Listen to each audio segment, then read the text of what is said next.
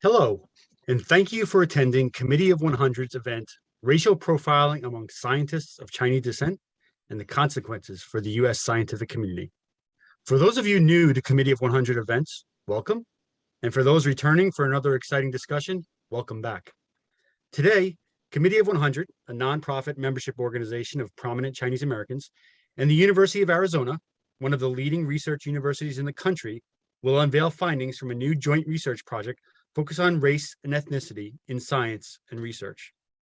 Designed to understand how research and academics have been affected by the limitations that the U.S. government has placed on international exchange with China, this research has a special focus on the impact on professors and researchers who have Chinese descent. As many of us are aware, the China Initiative has had a dramatic impact on Chinese Americans and the overall AAPI community. According to the Justice Department's official description, the initiative focuses on protecting our critical infrastructure against external threats through foreign direct investment without proper transparency. This issue will be part of an underlying theme discussed as part of today's event. And now, to begin the program, I have the honor to introduce Gary Locke. Gary is the chair of Committee 100, the president of Bellevue College in Washington, and former U.S. ambassador to China. Gary will give a short welcome message and opening remarks. Gary, the floor is yours. Hello, everyone. I'm Gary Locke, chairman of Committee of 100, and it's my pleasure to welcome you to this presentation on racial profiling among scientists of Chinese descent and the consequences on U.S. scientific research. As the former governor of Washington State, U.S. Secretary of Commerce, U.S. Ambassador to China, and now the interim president of Bellevue College here in Washington State, the issues of science, technology, research, and global exchange hit home. That's why I'm pleased to kick off today's event, and we have an amazing lineup of distinguished speakers. I especially want to thank Dr. Jenny Lee and her research team and the University of Arizona for leading this research project in conjunction with Committee of 100. Designed to understand how research and academics have been affected by the limitations that the U.S. government has placed on international exchange with China. This research has a special focus on the impact on professors and researchers of Chinese descent as a result of racial profiling. While these are stressful times in U.S.-China relations, we must nonetheless strive to find common ground despite our differences. Global research is, after all, global by design and the engine for humanity's progress. For example, mapping the human genome was undertaken by researchers and scientists across 6 countries: the United States, China, Japan, Germany, the UK, and France. And the International Vaccine Institute, headquartered in Seoul, South Korea, has been working to create vaccines for infectious diseases plaguing developing countries for the past 20 years. And the Institute's staff includes scientists and researchers from all across the globe. I was in Pittsburgh last week at the inaugural Eradicate Hate Global Summit. And in my speech there, I talked about how, other than ending the global COVID pandemic and climate change, I couldn't think of a more urgent mission for the world right now than to eradicate the other virus, the virus of hate and discrimination, that threatens not just the safety and well-being of people all around the world, but threatens our collective humanity. The broad brush racial stereotyping of researchers and professors of Chinese descent and the accompanying fear-mongering only serve to perpetuate old and dangerous stereotypes of Chinese and Asian Americans as perpetual foreigners, i.e. not American, creating an increasingly toxic and dangerous us versus them environment of hate. The extra scrutiny of and cloud of suspicion over Chinese American researchers and professors are negatively impacting global exchange in science and research. And this ultimately is detrimental to the interest of all Americans and all societies around the world. So thank you to all of our esteemed speakers and to you, our valued guests, for joining in this very important discussion. We hope you find it informative and thought-provoking. Thank you very much. Thank you, Gary. Next, allow me the honor to introduce Committee of 100 President Zeng Huang. Z will provide insights on our partnership with the University of Arizona and why this research is important. Z has also written an open letter on this project, which will be posted to the Committee of 100 website after this event concludes. Z, the floor is yours. Hello. On behalf of the Committee of 100 and the University of Arizona, I want to thank you for joining our event focused on the impact of race and ethnicity in university research and exchange. I want to thank all of the presenters who are speaking today on this important topic. We look forward to the survey data on how science and research have been possibly curtailed and the civil liberties of scientists of Chinese descent infringed by the fear cast over a rising China. Started 3 years ago, the China Initiative under the Department of Justice has ushered in heightened suspicions about scientific collaboration with China. For most American research institutions, scientific talent from around the world and global exchange are fundamental to their continued excellence. How institutions educate, monitor, and address issues related to disclosures and potential misconduct have varied widely.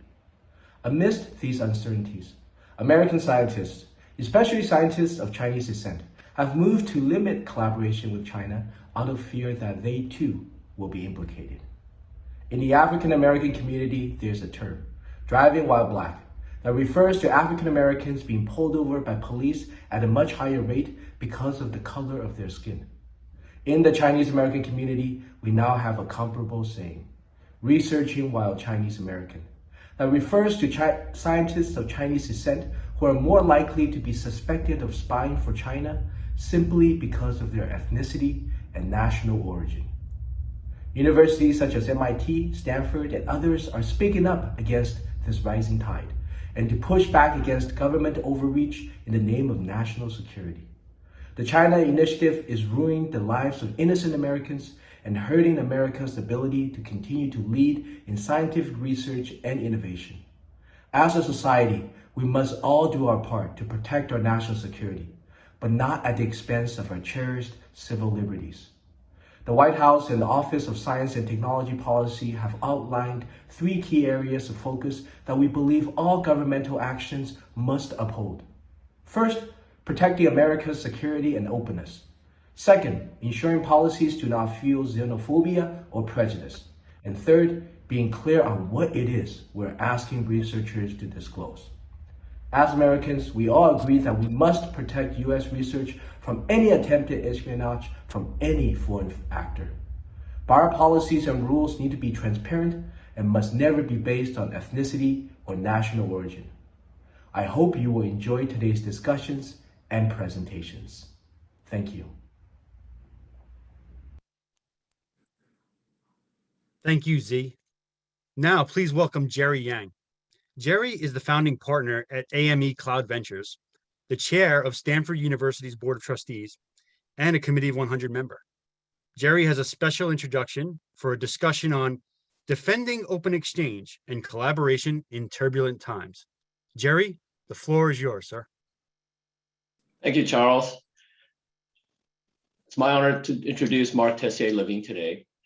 Pioneering neuroscientist Mark Tessier-Lavigne became Stanford University's 11th president in September of 2016.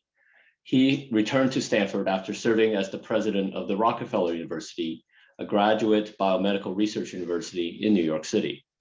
From 2001 to 2005, he was a professor of biological sciences at Stanford, where he held the Susan B. Ford Professorship in the Humanities and Sciences. He has also held faculty positions at the University of California, San Francisco, and executive positions at the biotechnology company Genentech. Mark has spoken repeatedly and forcefully about discrimination against people of Chinese descent within the US scientific community. He has made clear his unequivocal support for our Chinese and Chinese American colleagues and their ability to study and work in the United States. He's a firm advocate for policies that enable us to continue to attract bright students and scholars to the United States from all over the world, as well as policies that protect freedom of inquiry and global collaboration in science. Please welcome Stanford President Mark Tessier-Lavigne. Well, thank you, Jerry, and good evening to all of you. I'm really pleased to be here with you this evening for this conversation about the current climate for scientific collaboration. This set of topics is, of course, incredibly important to all of us who work in higher education, and this conversation couldn't come at a more critical time. The last few years have been particularly difficult for Chinese and Chinese American scholars in the US. I remain deeply concerned about the uptick in acts of racism and hate directed toward people of Asian descent throughout the pandemic. And I'm equally alarmed that Chinese and Chinese American scholars and students report feeling increased pressure and scrutiny of their academic pursuits, much of it triggered by policies in Washington. I want to thank the Committee of 100 for gathering us this evening to discuss these significant issues, and in particular for sharing this report about the racial profiling of scholars, including the alarming findings about the prevalence of accusations against individuals of Chinese or Asian descent, as well as disparities in publicity and in sentencing. In recent years, policymakers have raised concerns about the potential for misappropriation of intellectual property. Universities have a responsibility to attend to these issues, but it's also essential that these concerns are handled in a way that preserves our ability to collaborate on important research. Today, Stanford has more than 1,000 students and scholars from China, as well as many Chinese American students and scholars.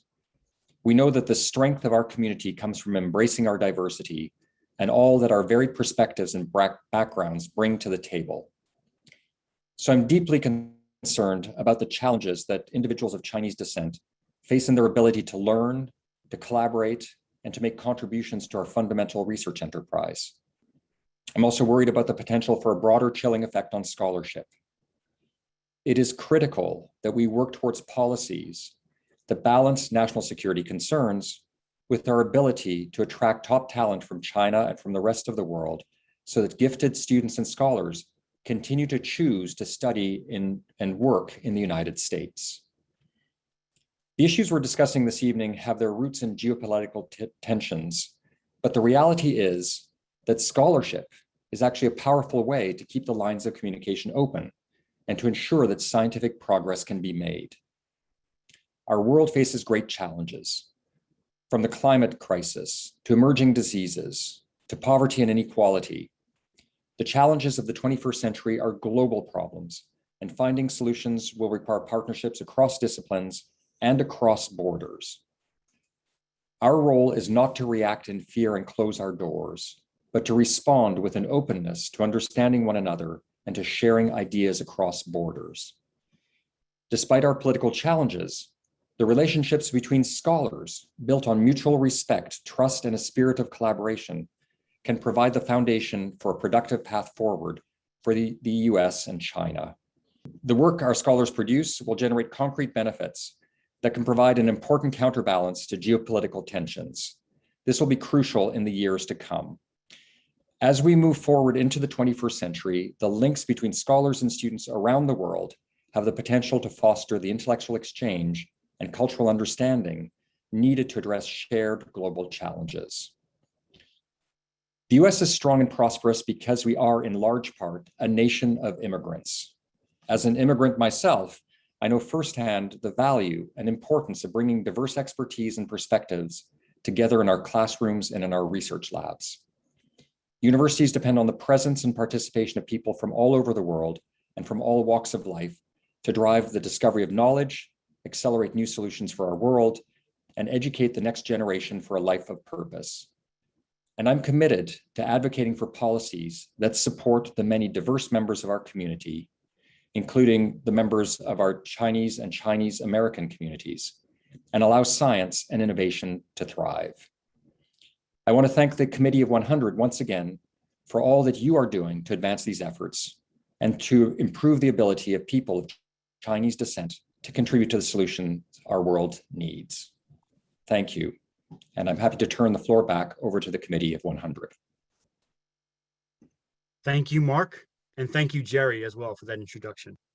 Next, we have Dr. Jenny J. Lee, professor in the Center for the Study of Higher Education, College of Education at the University of Arizona.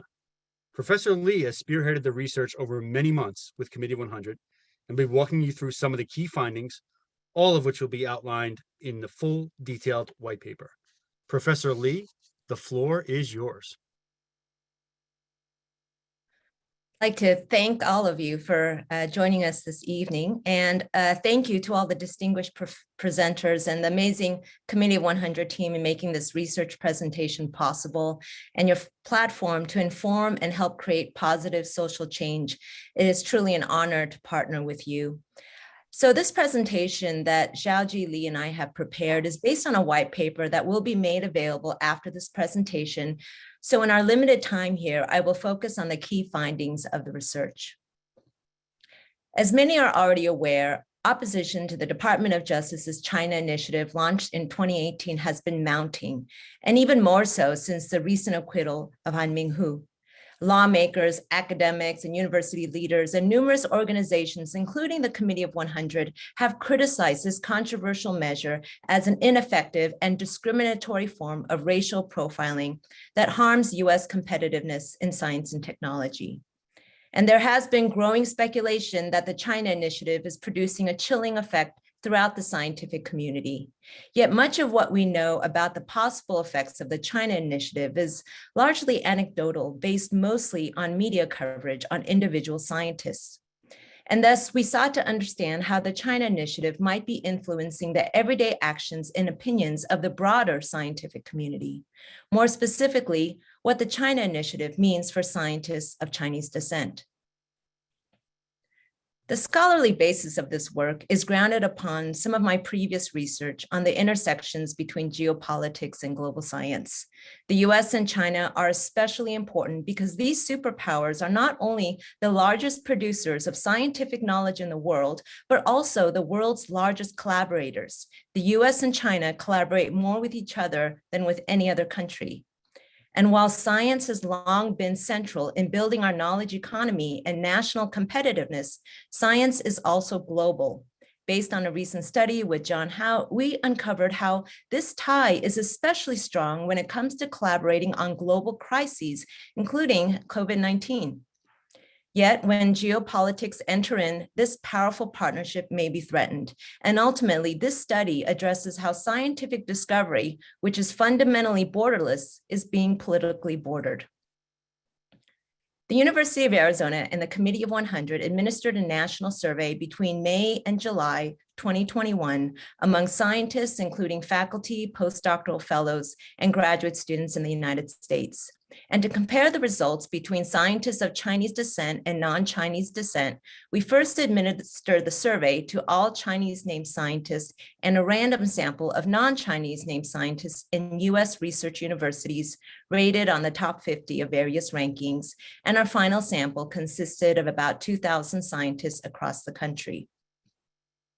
So for the purposes of this presentation moving forward, I'll be referring to Chinese as any individual of Chinese descent or heritage, regardless of citizenship.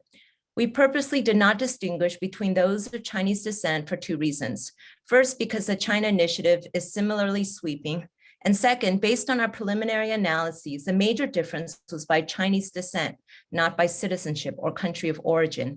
And I'll discuss what this means in terms of implications at the end. So here are some of the key findings. First and foremost, whether one is in favor or not of the China Initiative, scientists overwhelmingly recognize the value of Chinese scientists and support US collaboration with China. And as you can see here, and based on our statistical analyses, both Chinese and non-Chinese largely agree. The vast majority of both scientists of Chinese descent and non-descent in our survey believe that Chinese scientists make important contributions to research and teaching programs in their field, and that the US should build stronger research collaboration with China. And when it comes to their own scholarly research, again, the majority report that having collaborations with scientists is important. Now, keep in mind, this question deals with particular areas of expertise, so the slightly lower percentage may reflect some field-specific variations. Along with the questionnaire items, the survey also asked for comments to elaborate where possible. The blind responses were extensive, resulting in over 100 pages of cumulative text. And while the quantitative results will demonstrate the scale of the issues, the open-ended comments provide further depth to the statistical findings and humanize the results in scientists' own words. For the sake of time, I'll let you read the full quotes in the white paper, but here I'm just demonstrating the kind of sentiments expressed by Chinese and non-Chinese scientists side by side, both expressing the value of US-China partnerships. Next, we asked them about the future impact of limiting collaboration with China. And we can observe here that scientists also overwhelmingly agree that disengaging with China is not good for scientific discovery. Over 90% of Chinese and non-Chinese alike indicated that the impact would be negative for academia, their respective fields, and their respective research projects. And clearly, there is an overall high level of scientific engagement with Chinese scholars and students. The case the slide is making here is that we can observe the majority of Chinese and non-Chinese scientists interact with Chinese graduate students, postdocs, and professors. And furthermore, as you can see on the bottom right half, half of Chinese and a little more than a third of non-Chinese scientists have conducted research that involves China over the past 3 years. Now, despite the very positive perceptions of and high levels of interactions with Chinese scientists that I've discussed thus far, results show a consistent pattern of racial profiling as perceived by Chinese scientists. Now, we anticipated some evidence of racial profiling, but the findings were more stark than we expected. Because these results are especially worth paying attention, I'll read the chart to you. So among scientists of Chinese descent, 42% reported feeling racially profiled by the US government. 38% reported difficulty in obtaining research funding as a result of their race, nationality, or country of origin. 37% reported experiencing professional challenges, such as promotion or professional recognition, as a result of their race, nationality, or country of origin, and over half indicated fear or anxiety of surveillance by the US government. What is even more compelling is that among those who do not identify as Chinese, the percentages are noticeably lower. There's a few points beyond these visuals I'll add here. Again, when I say Chinese, these include Chinese Americans, US citizens who are feeling racially profiled. Also, not just among Chinese, but additional analyses indicated that other Asian scientists similarly reported higher levels of racial profiling than non-Asians. It's further worth noting that scientists perceive that racial profiling takes place more at the federal level. We did ask about racial profiling by the institution and by colleagues, which some reported is happening, but the proportions were much lower than at the federal level, suggesting much of the racial profiling fears stem from our federal government, pointing to the China Initiative. Of course, there were more comments than these being presented here, but these particular ones especially capture their fears of being wrongfully charged. And I'll read just the bold parts for the sake of time. The first is from a Chinese associate professor of chemistry. The political environment in the US is frightening, and as a result, I have purposely avoided interacting or collaborating with China. A Chinese American, this is a US citizen, full professor of applied mathematics, wrote, "As a way to protect myself from the systematic political persecution of Chinese scientists, I do not plan to work with scientists in China before the end of such systematic discrimination." And according to a Chinese graduate student of biochemistry, "I do not want to live in fear when what I want is only to study nature and develop science." Fears of being wrongfully charged also extends to those whose work is not considered sensitive. Even within this non-sensitive research category, scientists express hesitancy that their interactions with those from China will be misconstrued. Others describe limiting their work to data that is publicly available over original data collection. Next, the concerns I've reported so far not only have to do with racial inequities in the academy, but also have to do with what this means for scientific production in the United States. Further evidence indicates a reluctance, particularly among scientists of Chinese descent, to work with scholars based in China as to avoid being investigated.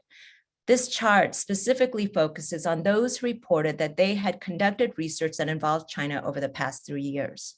Among this group, we're observing a withdrawal from China in the forms of limiting communication, not involving China in future projects, and not working with collaborators in China on future projects. Particularly notable, as you can see here, scientists of Chinese descent are more inclined to distance themselves from China. We further found that there's a positive correlation between feeling racially profiled or surveilled by the US government, which I discussed in the previous slides, and each of these three measures. In other words, scientists who feel racially profiled or surveilled by the US government are less inclined to engage with China. A smaller group within our recent sample reported that they had indeed prematurely or unexpectedly ended or suspended research collaboration with scientists in China during the past 3 years. Again, this is when the China Initiative began. And we asked these scientists who ended or suspended their collaborations with China about the reasons behind their decision. Within this group, the overwhelming top reason had to do with wanting to distance themselves from collaborators with China due to the China Initiative, followed by travel bans or visa challenges, their academic institution advising to end collaboration, research approaches, and personality differences. And again, the proportion of those who indicated that they were distancing themselves due to the China Initiative was notably higher for scientists of Chinese descent than others. It was about 80%. So on the next slide, the common explanations from scientists' comments are that the unforeseeable risks outweigh any potential scholarly benefits. As reflected here, while scholars from China may be of much value, interactions with them were perceived as jeopardous and not worth the so-called added hassle or potential investigations. Professors reported no longer hosting visitors from China and avoiding collaboration, asking, quote unquote, who knows what will happen. Many others reported that this distancing is at the cost of their research productivity and project outcome, as exemplified by these quotes here. So in the next slide, some described a change in their research topics and plans towards those deemed less sensitive. As written here, focusing on so-called safer research topics over the hot research topics, avoiding sensitive areas, and less interest in doing so-called cutting-edge research. So here, while scholars may maintain their productivity and scientific publication output, the China Initiative may be changing the innovative nature of scientific research, leading to perhaps fewer major breakthroughs. We also observed some scientists reporting less interest in applying for federal grants, as NIH, for example, was repeatedly noted for over-scrutinizing collaborations with China. Others stated that they would only work in domestic teams, and others indicating limiting their work to open source data. Talent loss is another potential consequence of racial profiling. We asked foreign nationals about their intentions to stay in the US, and among these non-US citizens in the sample, 42% of Chinese scientists indicated that the FBI investigations and/or the China Initiative affected their plans to stay in the US, compared to only 7% of non-Chinese. We also found that racial profiling was significantly correlated with foreign citizens' intention of staying in the US. Internationals who feel racially profiled by the US government or feel fear or anxiety that they're being surveilled are significantly more likely to consider leaving the US due to the FBI investigations or the China Initiative. And as shown on the right side, numerous scientists commented that they are inclined to continue their careers outside the United States. This sentiment was conveyed by foreign nationals, but also US citizens of Chinese descent and those with longstanding careers in this country. According to these and other respondents, the China Initiative and hostile racial climate has led many to question their sense of belonging, and that being US or being Chinese in the US may stall their research careers. I encourage you to read the comments in the white paper, but I'll just read this one at the top. I was born in China and became a US citizen. I would never do anything that betrays or harms the US. I have been successful in my career because of the US, and for which I'm grateful. I want to build a bridge between the US and China so that the two countries can collaborate in science and live in peace, but the China initiative makes me think that I may not belong to the US and motivates me to move back to a position in China at some point. I do have a lot of opportunities in China. And many similarly indicated that they would be more valued and treated better elsewhere, including by bringing their intellectual expertise to China. Also concerning is the possible loss of emerging talent, particularly as graduate students and postdocs from China comprise a significant portion of the talent pool in US universities, and oftentimes have traditionally been inclined to stay and work in the US after they graduate or complete their project.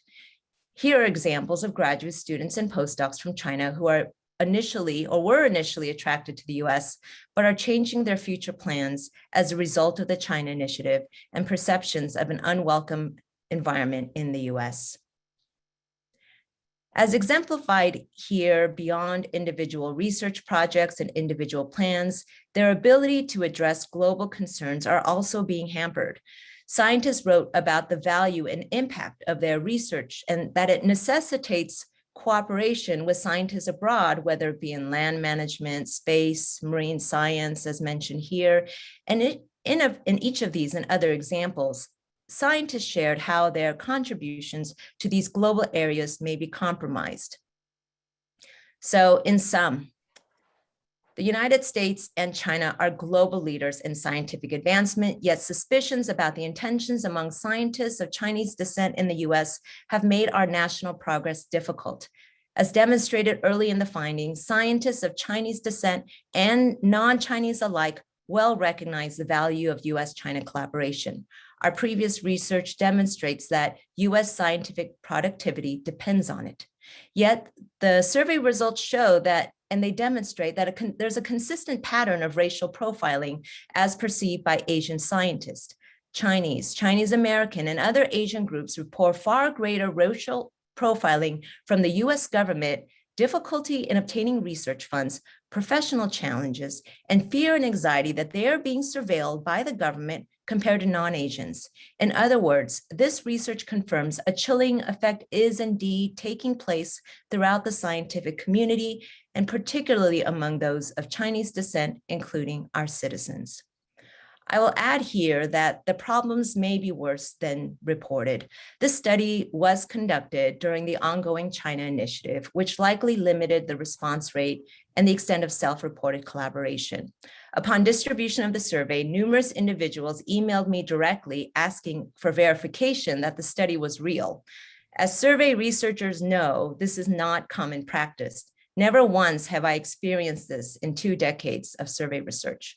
One survey respondent admitted in their comments, I've made changes on all the checked items that ask about research collaborations because of the China initiative, not because I had anything to hide, but because the China initiative can clearly be used to entrap. Doubt about the intentions of some questions were also openly expressed. Another wrote that this question seems to be a trap by mandatorily relating US funding to China through collaboration. And so the survey responses about US-China experiences may actually be self-censored and underreported. But among those who did report, we know that scientists are limiting their existing and future collaboration with China. Scholars of Chinese descent are especially reluctant to engage with China. Their top reason for ending or suspending projects voluntarily is to distance themselves from the China initiative, despite their value of China collaboration. Survey participants shared that they would feel it would be safer to halt or change their research studies than to risk being the victim of an FBI investigation. The China initiative is also producing a wave of fear among non-Asians, as they also describe cutting ties with Chinese collaborators overseas, no longer hiring postdocs from China, and limiting communication with Chinese scientists from abroad, even at the expense of their research projects. The chilling effect has even touched upon those who do not even see their work as being sensitive or of any potential interest to China. Scientific research that has long been driven by intellectual curiosity is being reshaped by such fear, with major consequences for US innovation. Scientists are abandoning collaboration with China, pursuing non-federal, which often means smaller in size funding, downsizing their projects, pursuing less sensitive projects, and working in reduced domestic teams.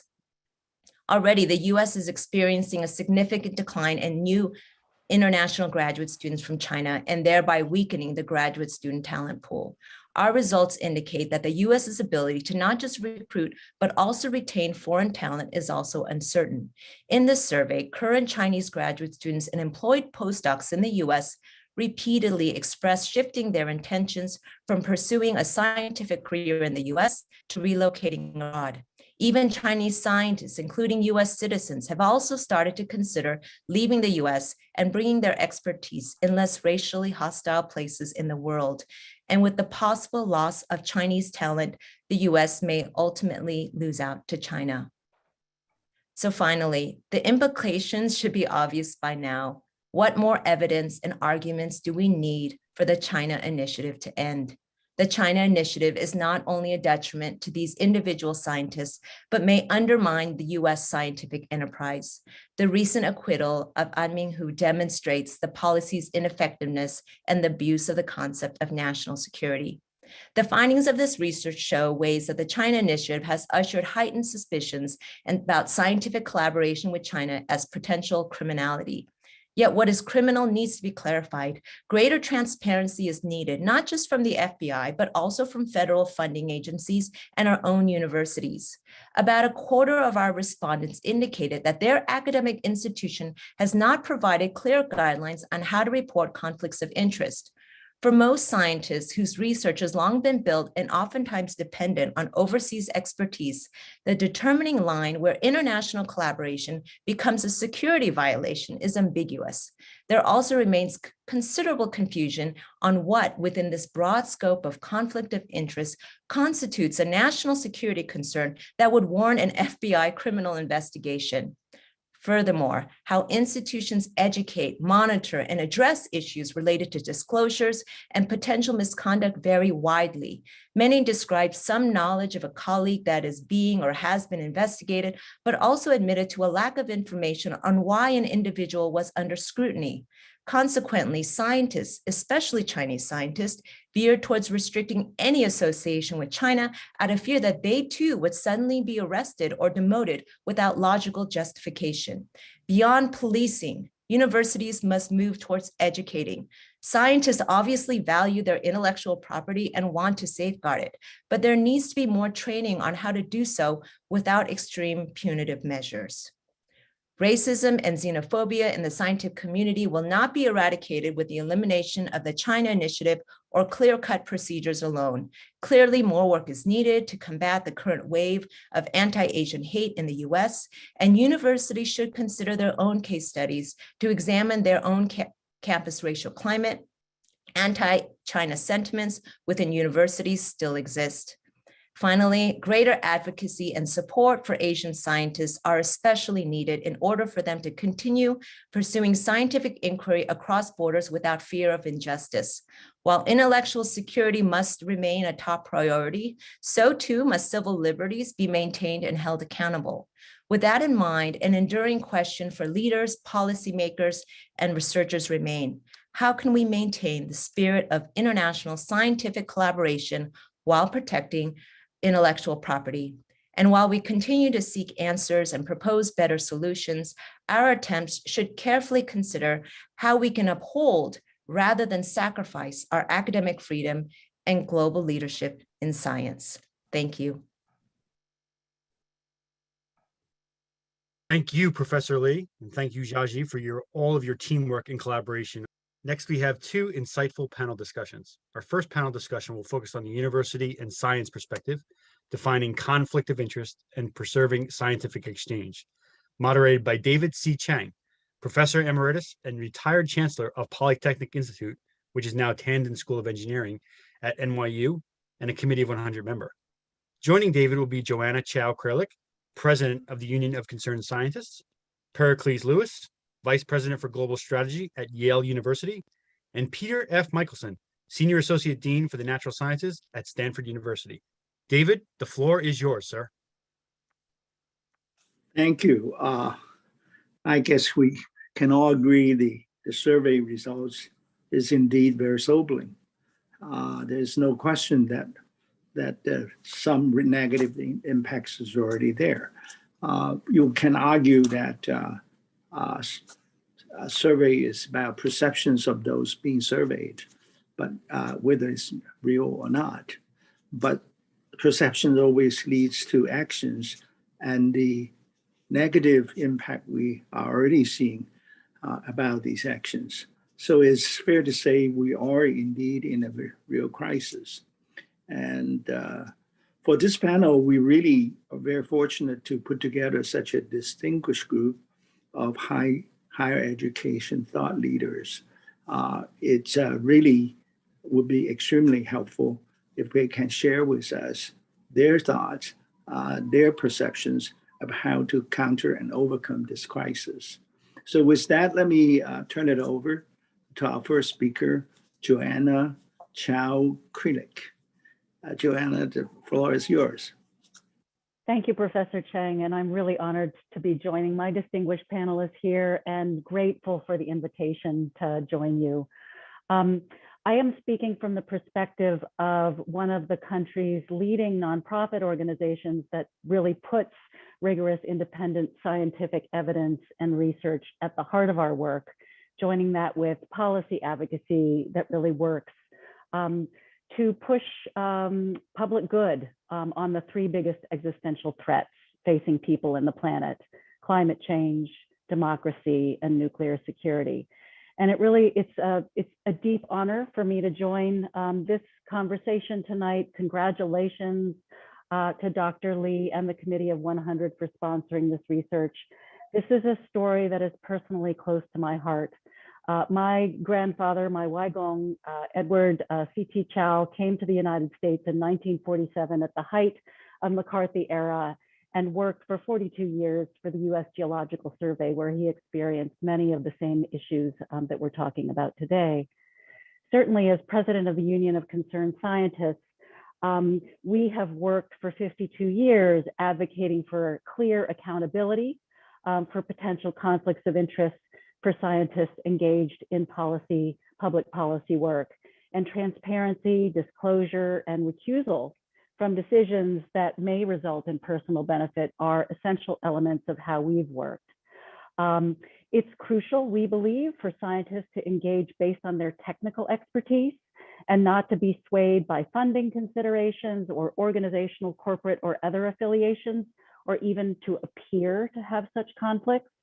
So one of the ways that we've sought as a nonprofit organization, not a university, although I think there are similarities here, to avoid conflict of interest problems and perceptions is by engaging in constructive scientific exchanges and refusing to accept funding from either governments or corporations. So that's one way that we've sought to really bridge this gap. Another way truly is building on elements of trust and connection over years and years of relationship building. So let me stop there and turn it back to you to hear from some of the other panelists. Thank you. Thank you. I think the start of refusing grants is probably pretty tough for university faculties. So for that, let me turn to, let me see, Perikos. I guess Perikos is from Yale. The floor is yours. Thank you very much, Professor Chang. And I'd really like to thank Ambassador Locke and the Committee of 100 for inviting me. I think Professor Lee's study is really very eye-opening, but sadly, it's not entirely surprising to those of us who work closely with Chinese faculty, scientists, scholars, and students. Professor Chang had asked me to address the role of US government in supporting scientific research as we start off this panel conversation. And I'd like to make 3 points on the subject of the role of the federal government in university research. First of all, the US research ecosystem is strong because there's a strong atmosphere of academic freedom here in the United States in general, and because the US funds research through agencies that are removed from political interference. Decisions are based on the scientific merit of the work as assessed by scientists and other scholars. And as a result, the United States attracts talent from around the world, which is certainly good for the United States as a society and an economy. Like President Tessier-Lavigne, I'm a Canadian by birth, and I came to the US to study. In fact, I came here to study at Stanford. So the second point I'd like to make is that many universities, including Yale, focus on fundamental research. That is to say, research that is not classified, not defense related, and so on, but instead is intended to be published and will be published, usually, within months of the research finding. And in keeping with long-standing practices, I believe that the government should not excessively regulate exchanges about fundamental research, as opposed to, for example, about defense technology. So as I say, Yale doesn't do classified research. We are, of course, careful to follow government guidance on matters like health and safety, ethical conduct of research, and export controls. And of course, the government also is free to make decisions about which people to admit, whom to grant a visa to. And they unfortunately, I think they've tended to increasingly reject a relatively small number, but still a significant number of Chinese applicants for visas. So, that's the right of the government. We don't dispute that right. We might question whether they're being sufficiently cautious in their decisions about how to restrict access to the country. It seems to me that our job as universities is to cooperate with the funding agencies in order to protect the integrity of research that's done on our campuses and is funded by the federal government. Finally, addressing more precisely the question of the China initiative, it seems to me that obviously the government does have a legitimate interest in ensuring that scientists and students don't improperly share research materials with foreign governments. And also in making sure that the money that they invest in our research is really supporting the research that we've applied for the support for. But in practice, I think the China initiative has been confusing. As Professor Lee's survey shows, it's given scientists of Chinese descent reason to fear that they're being targeted, and I think they're reasonable in that concern. So in future, I would suggest that clearer guidelines, particularly pointing to the question of what do I declare on my grant applications, that sort of thing. Clearer guidelines would be some help, and most importantly, less politicization of research. I think the faculty are worried. I think they have a reasonable set of concerns that collaboration that's perfectly legitimate and legal might come under suspicion. And I think that's a big problem. We have seen some improvement. I think the agencies have made some effort to clarify the guidance in the last few months, but I wouldn't say that we've seen, a 180-degree turn or anything like that since January. Just in closing, and before that we open up to the general discussion, I'd just like to say that the United States is strong because of its openness. Our excellent research culture is a result of that openness, and we should remain open for academic exchange and collaborative research. So thanks very much for having me. Thank you. Thank you. I think there's no denying some of us do research that may have national security implications. So for that, I would like to invite Professor Mickelson from Stanford to share our thoughts, how to strike this balance, having the academic freedom without compromising the national security. Peter? Yeah, well, thank you. And I want to start by just thanking the Committee of 100 and Professor Lee for this study. I think it's important to have data to make rational decisions, not based on fear, but actual data. So this is, I think, very important. With regards to the balance between national security and scientific collaboration and scientific exchange, I think, am I on the camera? I can't tell. You are. We can see you. Oh, okay.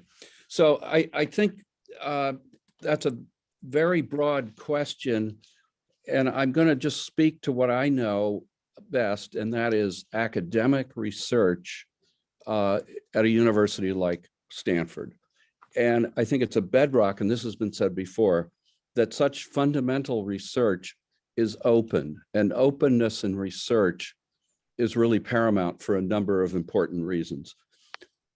I think the China initiative has been damaging to that environment, as has been demonstrated. And I see this among many of my closest colleagues at Stanford who are confused and scared. And that really has to stop. It's very damaging.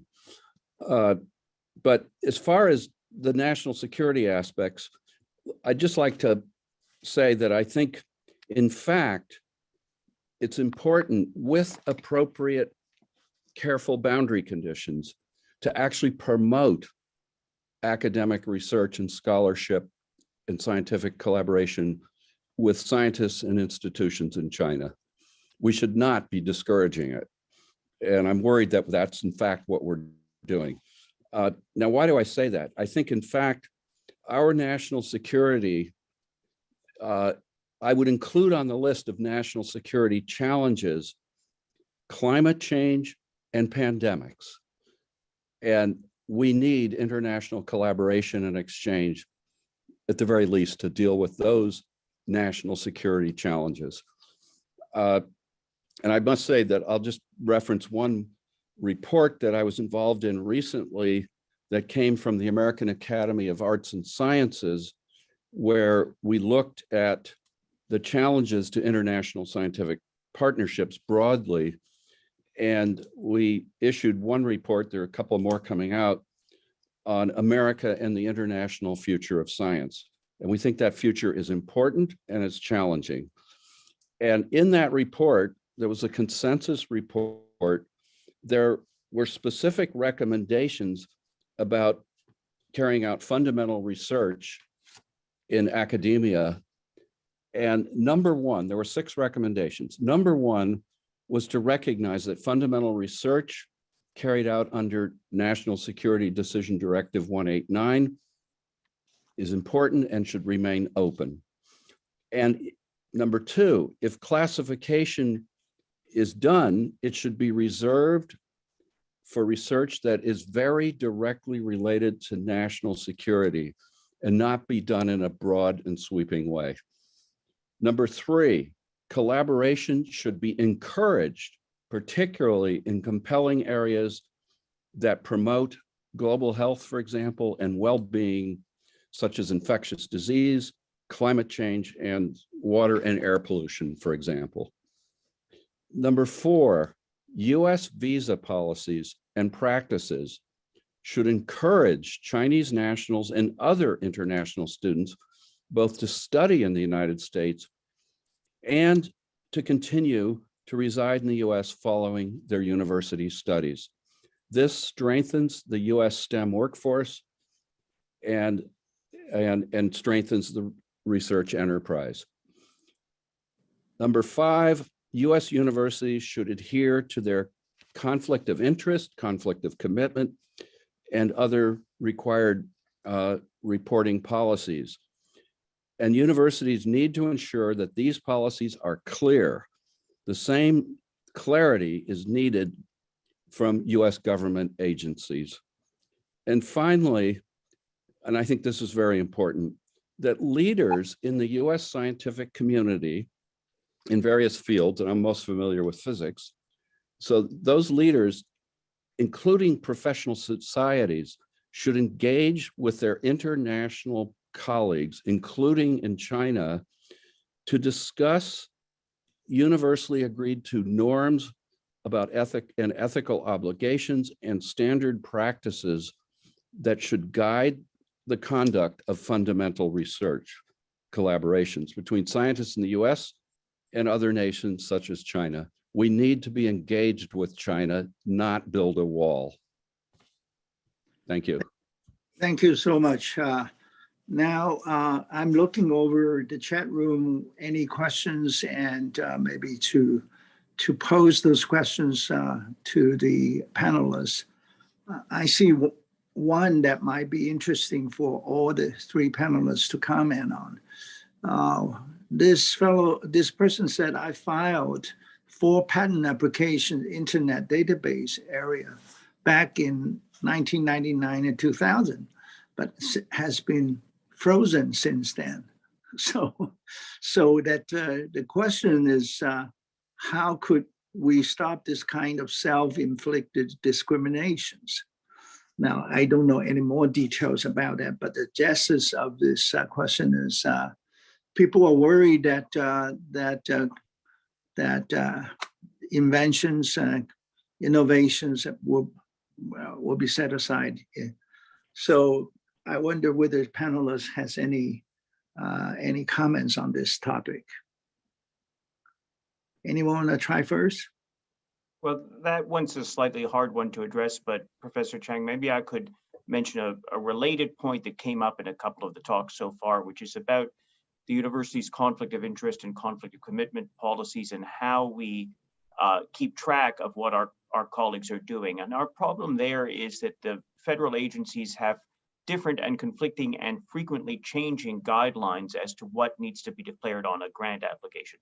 So, one of my colleagues said, well, if I go to Italy and give a speech on art history, am I expected to indicate that I gave a speech on art history in Italy or something like that? And there is a concern that we haven't been getting very clear guidance. I will say that this year, the guidance has become a little bit clearer. There's been a little bit more effort for the different agencies to simplify what needs to be reported. And what we're doing at Yale is trying to help our faculty understand what needs to be reported and gather that in our normal annual process. But there are things now that we're asked to provide that 4 or 5 years ago just were considered routine and not needing to be declared on grant applications.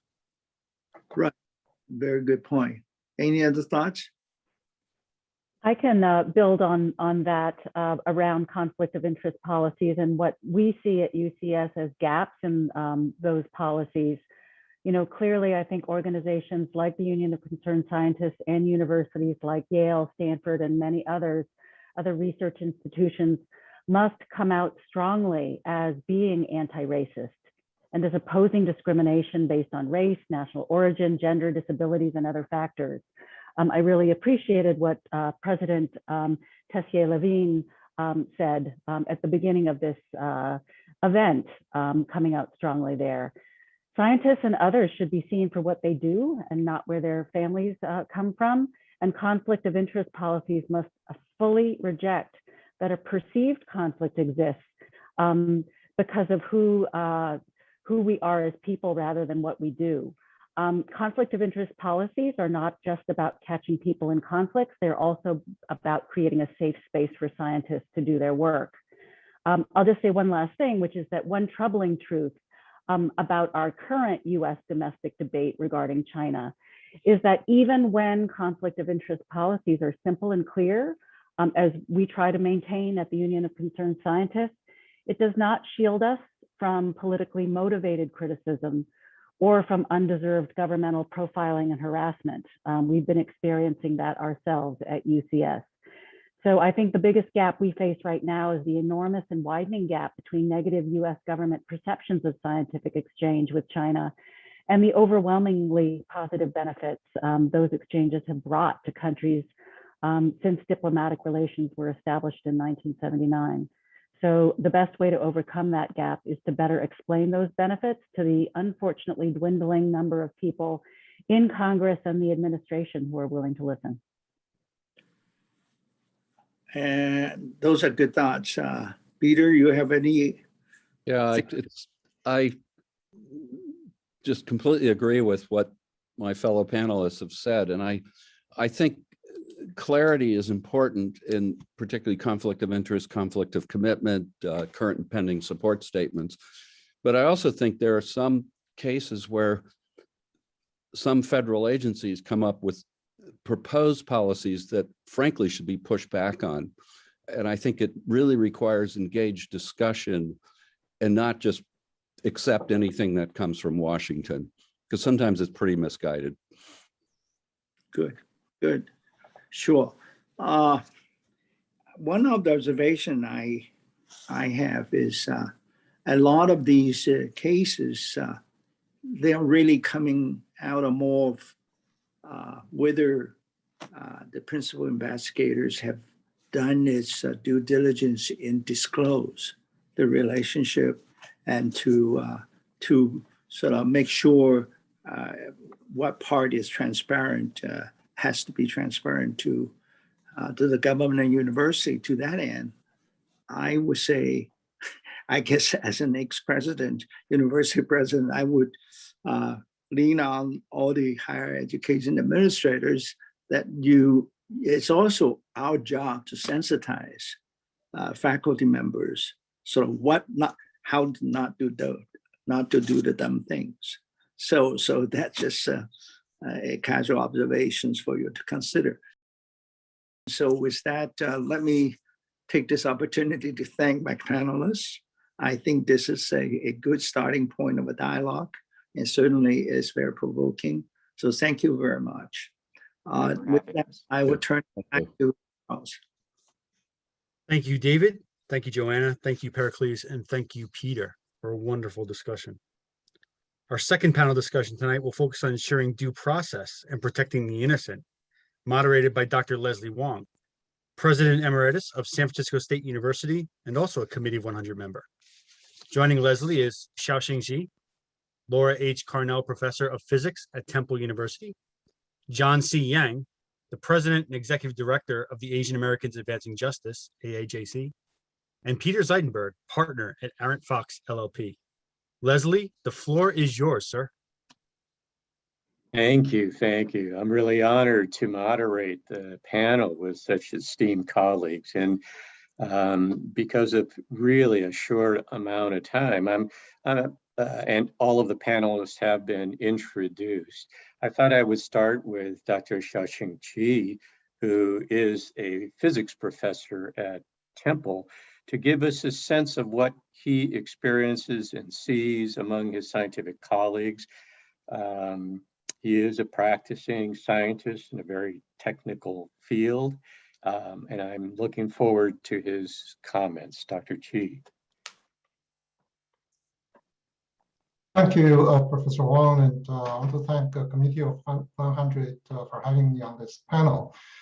So I was charged falsely by the government in 2015 for stealing US company's secret for China, which was false. So the case was dropped about 4 months later. So as somebody who has experienced that, I can tell you what it was like being charged by the government. It is an extremely difficult situation, right? Well, when your life is changed so suddenly, and you know, when the FBI agents put handcuffs on you, there was the shock, the anger, and the shame, and the fear that everything you have worked for your entire life, you know, your career, your reputation, your livelihood, everything could all be gone. And this is very traumatic. And normally the case could go on for a long time. And as time goes on, you will go through all kinds of emotions like sadness, despair, and frustration, and so on and so forth. So, you know, you knew you were innocent, but that did not guarantee that you will be exonerated. Actually, the odds were against you to have your name cleared. Because, you know, the government has infinite resources compared to you, and it could just simply wear you down. And the government could find something wrong you have ever done in your life to add to the charges. And it's really a no-win situation for people who are charged by the government. So, you know, to address the question of this panel about the due process, my answer is that the best solution is to prevent the government from unfairly targeting scientists of Chinese ethnicity in the first place. But the problem, fundamental problem, is that the Department of Justice considers Chinese scientists, professors, and students non-traditional collectors or spies for China. You know, this was based on the so-called 1,000 grains of sand theory of the intelligence community. It says that when the Chinese government wants to steal a beach, they send thousands of Chinese to the US, and each of them takes 1 grain of sand back to China, and then assemble them back into a beach. Now, under such an assumption, it is inevitable that a scientist of Chinese descent will be targeted under any pretense. And non-disclosure is just one convenient excuse to damage them and interrupt them from stealing grains of sand for China. So I think the fundamental problem is that we have to stop the Department of Justice from considering Chinese scientists, professors, and students as spies for China. So we all need to speak up. Chinese, non-Chinese, scientists, non-scientists, we have to speak up that this assumption is wrong. So there are people who kind of doubt that this is necessary and or this is useful. You know, I want to mention one thing. In 2011, it was unimaginable that NASA would be prohibited to have scientific collaborations with China. Then a law was passed by the government, by the Congress, and signed by former President Obama, which did exactly that. So today, you know, many academics think it is unthinkable that the US would have no scientific exchanges with China. American universities would have no graduate students from China. Scientists who collaborate with Chinese colleagues will be severely punished. And scientists who come from China would have a tough time having a career and a life in the United States.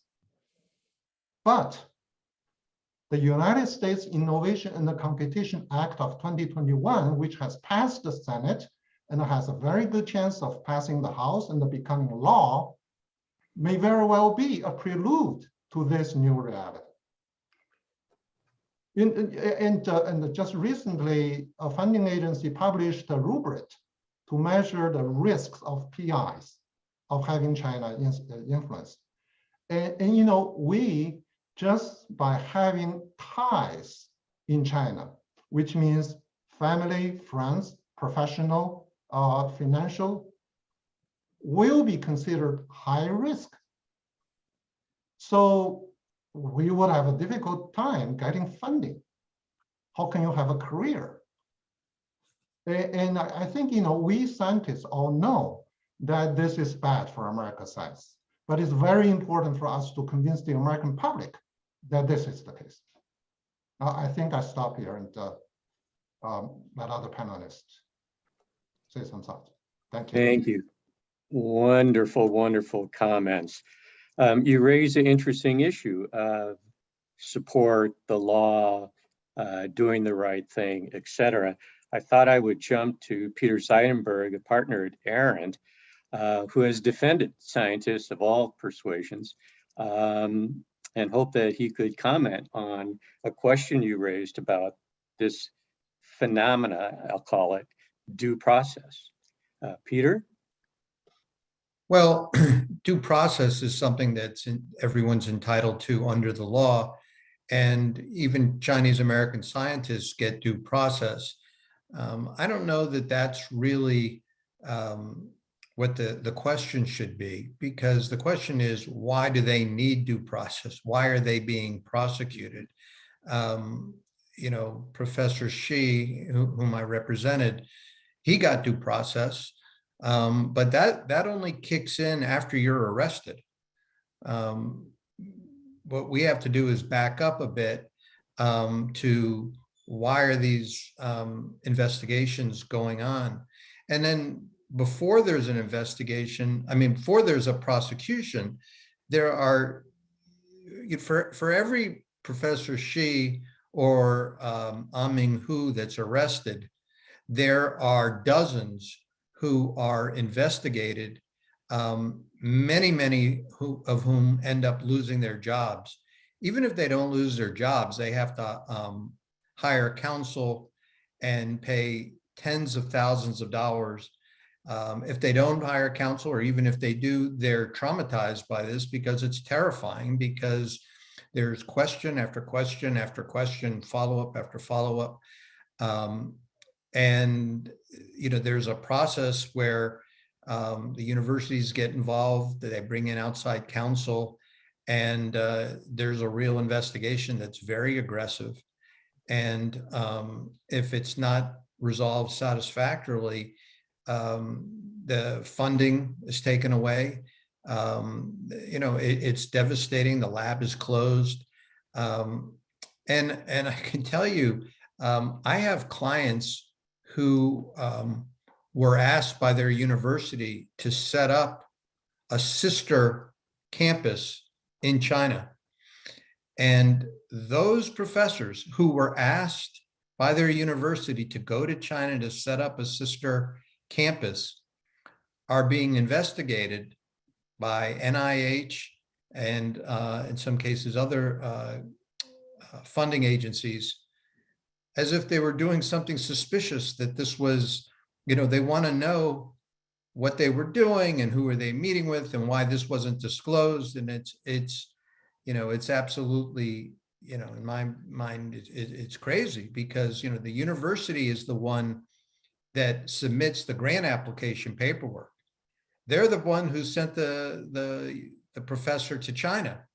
So they're responsible for, they at least share the responsibility for any errors in this type of disclosure.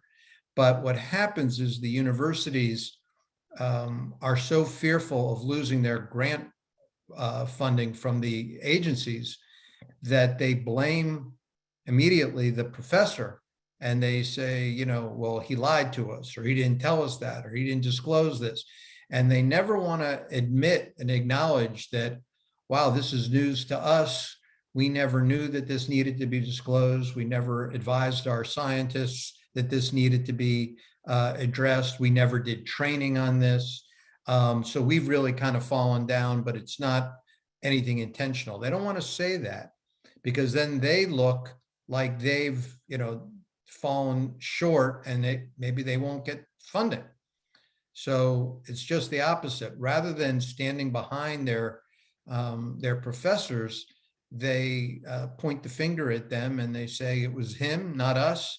And there's your bad guy right there. Now, that's not universal. There are situations where the university is supportive, but it's extremely rare that they will be supportive to the effect that they'll actually indemnify the professor for, having to go through this, which is, I think they should all be obligated to pay unless there's a criminal conviction.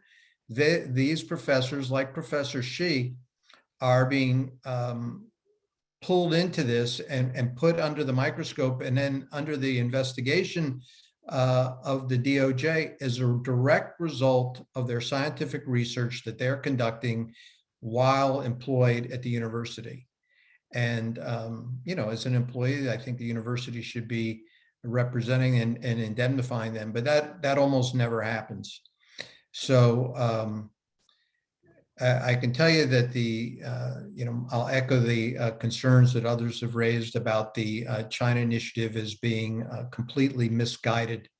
I think that as announced, it may have been a fine program if it was really stayed focused as it was announced to be focused on the theft of intellectual property, theft of trade secrets. I think we all agree that that's something that shouldn't happen. But I think we also, people who are knowledgeable would know that that doesn't happen with these research scientists because they're not dealing with proprietary information. It's all information that's published. So, the idea that these professors are sharing information with China that shouldn't be shared is kind of ludicrous. It seems almost so unusual, Peter, that as little as 10 years ago, researchers were rewarded for having international partners. The publication lists of authors was so multicultural, multidimensional, and now we're down this path where that's no longer rewarded. And in fact, you're suspected of that, as Dr. Lee's data is pointing out. I want to come back to you because you raise an interesting question about whether due process is involved in policy and procedures around tenure within the institution prior to being charged, or is that, we can come back to that. But I've heard that from a lot of faculty members that due process should be both prior to being charged as well as after being charged. Well, let me just jump in by saying that, a lot of the universities, and these are some of the most reputable, the highest, most prestigious universities in the country have summarily fired clients of mine without even an interview. You know, if they get the right questions from the right agents, that's it. You're gone. You know, they come to the office and their office is locked and they can't get in and they're told to stay off campus. So, you know, that's not the rule, but it's not a rare event either. And once, you know, I have a client that I represented who was at Cleveland Clinic.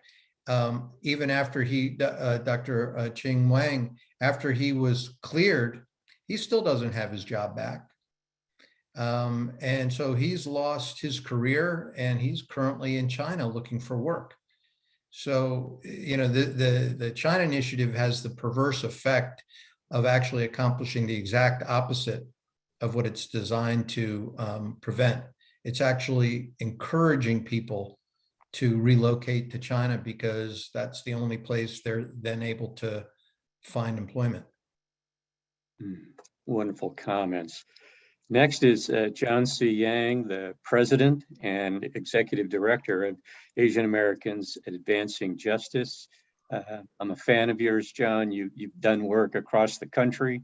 And if anyone has a view of the U.S. in totality, it would be you. Please, comments. Well, thank you for introducing me that way, and pleasure to be on this panel, especially with Professor Xi and Peter, who we've worked with quite a bit. Especially as the last speaker of the night, perhaps what I would like to do is just give the audience members some things to think about as to what they can do in this moment. Because you've all heard now the problems with the China Initiative, the problems with what's happening. And so I think it makes sense for me, especially as an advocate for all of these types of issues, to think about what do I need from all of you to help me make my case. You know, when I say I'm an advocate, sort of that's one pillar of how we need to address this issue, is advocacy in the halls of Congress in DC.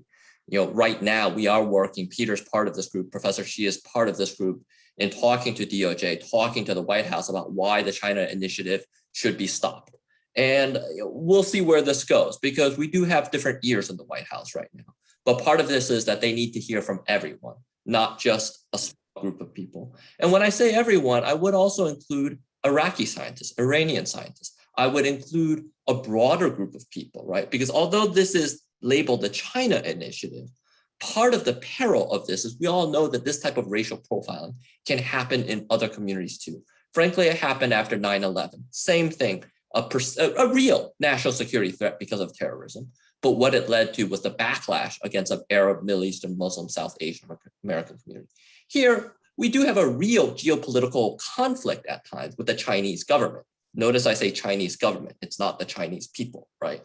So we need to be smart and be able to educate that, look, we agree there's a geopolitical difference, but at the same time, we all must recognize the power of scientific collaboration and the difference between governmental policy and individuals that are involved. If all of you can help give that message, that helps our cause, so to speak.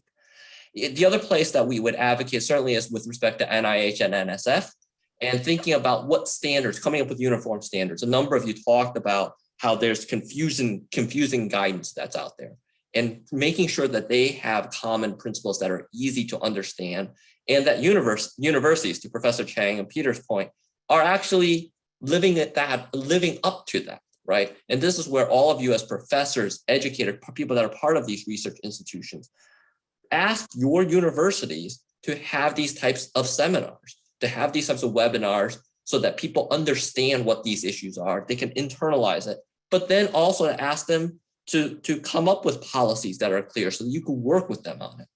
As Peter said, part of the issue here is, look, if there's real research fraud going to this non-disclosure issue that Professor Xi talked about, I think we would all agree that that should be addressed. But that should not be addressed as a criminal matter. What we are seeing right now is over-criminalization of what we would regard as administrative errors. So A, let's get back to addressing it as research fraud if necessary, right? And there might be employment consequences, sure, but that looks very different. And B, and perhaps just as importantly, is getting to a point that everyone agrees there needs to be a period to cure some of these deficiencies. Because the reality is, you guys know this even better than I do. A lot of you you're trying your best, but you don't understand the rules, or the university is not giving you proper guidance. And as a result, you get into these situations. Well, just like with taxes, the IRS is actually sometimes pretty fair. They will give you a chance to correct your statements. Maybe you have to pay a small fine, but it doesn't result in criminal prosecution, jail time, and sort of a complete blemish on your mark. So we should think about some of that in the same way. The last thing I would say is with respect to education and legal rights. On education, part of it is educating our own community, building up these alliances, and then educating policymakers. And when I say educating, Professor Xi's story is compelling. Professor Hu's story is compelling. That personalizes it in a different way than, the statistics are important, but the personal stories are important as well. And then the last thing is just making sure our community is educated about our legal rights. That goes to Peter's point, is look, if the FBI comes knocking, I want to make sure that everyone understands this. You don't have an obligation to talk to them. And unfortunately, for many in our community, we think, well, we haven't done anything wrong. We'll just talk to them. It shouldn't be a problem. That's a danger. That's a peril, because what happens is any misstatement that you give will be used against you. And that's what happens. And so making sure you get legal representation. That's one of the things our group has been working on, is providing a legal referral service so that people that contact us, we can identify an experienced attorney in these areas to provide that legal guidance that we need. And I'm going to make a plug there. If people have that type of question, it's a confidential hotline, so to speak. You could use your Signal app. It's 202-935-6014. 202-935-6014. The thing is, we want people to be protected, right? We want to be protected out of public policy matter through talking about these issues with the highest levels of government at DOJ, NSF, NIH, White House, Senate, Congress. Then we want to talk about it at the university level, and then we want to talk about within our community. So those are some things that I would ask people to do. Yeah, excellent.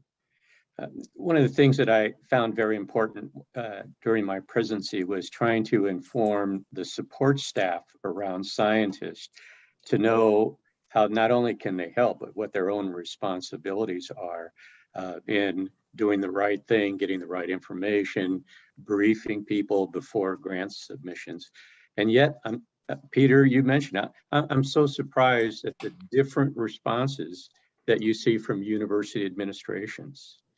I mean, there is no, the gap between them is so dramatic. It's like everybody's got their own playbook. And in a way that is different from what all of you are suggesting about some common rules, some common procedures, common review processes, et cetera. And that doesn't appear to be on the agenda at all. Peter, thoughts?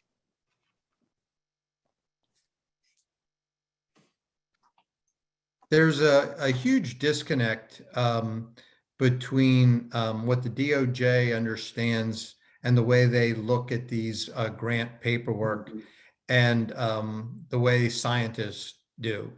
And there's a couple reasons why this is such a problem. First of all, none of these cases are being brought based on disclosures that were made in 2019 or 2020. They're going back into time, literally reaching back to 2014, 15, 16, 17, because these grants go on for 3 or 4 years. So they'll say, well, oh, I mean, I'm going literally back to 2010. You were a 1,000 Talent Scholar in 2010. You applied for a grant in 2014. How come we didn't know about this? Well, I mean, nobody, where does it say fill in 1,000 talent? I mean, it's on my bio, it's on, it's on this, but it's not on the grant paperwork. And then, to John's point, there's just simply no reason for someone in another context. They would simply say, okay, we need to go back and correct that. So can you file a supplement so that it's, I mean, why turn this into a criminal prosecution and turn this into a felony when someone didn't understand and you know, there's no training on this. So, you know, God knows what's on my taxes. You know, I get a form from my accountant and I sign it. And you know, these professors and those who are on, I've learned this firsthand. They provide a snippet of information for the grant, and they submit it to the grant administrator, and the grant administrator takes care of the rest. And the DOJ doesn't even know that. They assume that the professor has filled out everything. And, you know, it's assuming a level of perfection, and anything that falls short of that, there's a presumption that this was an intentional fraud. And, you know, it is trying to convince the government and, you know, combine that with literally the China initiative, where, you know, they are incentivized to bring these cases. And they're told that this is going to be a feather in your cap if you bring one of these cases. And they're motivated to find and bring these cases. And if it was done in any other context, a prosecutor would laugh this case out of his office. They'd say, you know, find me a case where money was actually lost. Find me a case where someone's putting that money in his pocket. Or find me a case where you know, we know that he was doing this deliberately. But in these other cases, because it's the Chinese initiative and they're Chinese scientists, and it's such an emphasis, they're being told, you know, looks good to me. You know, let's go with it. Let's run with it. And, you know, to Professor Xi's point, they kind of count on wearing these guys down, that they won't have the resources to fight this. And that's true. You know, I see it all the time. They just can't litigate with the government. And so they're forced to plead to some, you know, ridiculous tax charge. You know, I will say that these cases morph from intellectual property theft or espionage down to grant fraud. And once you convince them that there is no grant fraud, you know, that the paper was just an honest mistake, they don't drop it. They will look for a tax case. They will say, oh, do you have a foreign bank account that wasn't, you know, so we can get you on something. And it's really a case where the government begins investigating the individual as opposed to investigating the crime. Yeah. It's like, just keep digging. And if you have all of somebody's emails, and you have all of their bank records, and you have all their tax records, and you put a couple of agents on it and financial analysts, you can find something that doesn't line up and say, well, we got them on this, you know, we got them on a tax thing, you know, so it's only $20,000 back in 2015. We, you know, plead guilty to that, or we're going to indict you for everything. It looks like we just have a couple of minutes left. Dr. Xi, I wanted to give you a chance, and we'll go to you, John. Dr. Xi? Yeah. I want to add some thoughts that, you know, I totally agree with what John and Peter have said. And we all agree that transparency is essential for scientific research, and disclosure is very important. However, you know, the people at the funding agencies and at the university knows that these people who may not have disclosed their everything are not spies, right? They maybe the rule was not clear, maybe they made mistake, but they were not spies. The people in the funding agency and the university, they know that. So what I want to say is, taking disclosure of conflict of interest and conflict of commitment seriously is one thing.